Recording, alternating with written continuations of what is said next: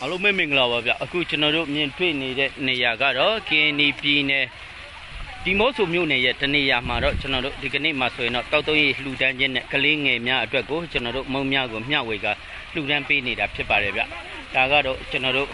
KNY ပြည်နယ်ဒီမော့ဆိုမြို့နယ်ရဲ့တနေရာမှာဖြစ်ပါတယ်ဒီကနေ့အလှူရှင်ကတော့ကျွန်တော်တို့ထိုင်းနိုင်ငံမှာရောက်ရှိနေတဲ့နတ်မောက်မြို့နယ်ကရေယူကြီးရသူကြီးရသားများကနေပြီးတော့ဒီတောက်တုံးရီကိုလှူဒန်းပေးတာဖြစ်ပါတယ်ဒီတောက်တုံးရီအလှူတော်တော့ကျွန်တော်တို့လိုအပ်နေတဲ့နေရာဒေသအရောက်ကိုအခုလိုပဲကျွန်တော်တို့တွားရောက်ပြီးတော့ဒါလှူဒန်းပေးနေတဲ့မြင်ကွင်းလေးပဲဖြစ်ပါတယ်ခင်ဗျာ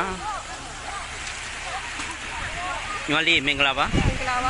ဒီကနေ့မှာဆိုရင်တော့ဒီအလူရှင်ကတော့နတ်မောက်မြို့နယ်ရေအိုကျွေးရသူကျွေးရသားများကနေပြီးတော့ဒီတောက်တုံးရီကိုလှူဒန်းပေးပါတယ်မုံဟာဒါနကိုတော့ကြည့်လက်မြေဖွဲ့ရလှူဒန်းပေးတာဖြစ်ပါတယ်ဒီလူလေးနဲ့ပတ်သက်လို့အဝေးရောက်အလူရှင်တွေဗာပြောချင်ပါလဲပေးပါလေကျမ်းပါပါစေချမ်းသာပါစေလို့ပြောချင်ပါတယ်ဒီကံက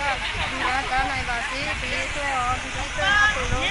ကျမ်းပါစွာနဲ့ပဲချစ်ဆက်ပြီးတော့ဆန္ဒနဲ့ခံနိုင်ပါစေလို့တောင်းပေးချင်တယ်โอเคကျေးဇူးတင်ပါတယ်ဒါတော့ကျွန်တော်တို့တောက်တုံးရီများကိုလှူဒန်းပေးနေတဲ့ဒါမြင်ကွင်းလေးပဲဖြစ်ပါတယ်ပေါ့နော်ဒါကတော့ KNY ပြည်နယ်ဒီမော့ဆိုမြို့နယ်တနေရာမှာကျွန်တော်တို့တောက်တုံးရီလှူဒန်းနေတဲ့မြင်ကွင်းလေးပါခင်ဗျာ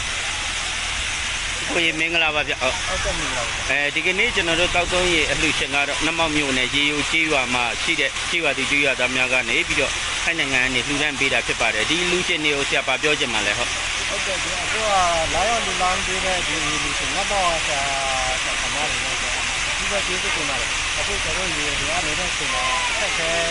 ဓာတ်နေလာဒီဒီတဲ့ဒီလူရှင်တွေလည်းဆက်လာကြည့်လို့ကျေးဇူးတင်တောင်းတယ်ပြောလို့ရှိတယ်ဟုတ်ကဲ့ကျေးဇူးပါခင်ဗျာဒါတော့ KNY ပြည်နယ်ဒီမော့ဆိုမြို့နယ်ကစစ်ကြောင်စခန်းတနေရာမှာထူထမ်းနေတဲ့မြင်ကွင်းလေးပဲဖြစ်ပါတယ်ဒီအလှူလေးကိုကျွန်တော်တို့စီနန်တန်းနဲ့အောင်ကျွန်တော်တို့အဖက်ကနေပြီးတော့ဝမ်းလေးကပြီး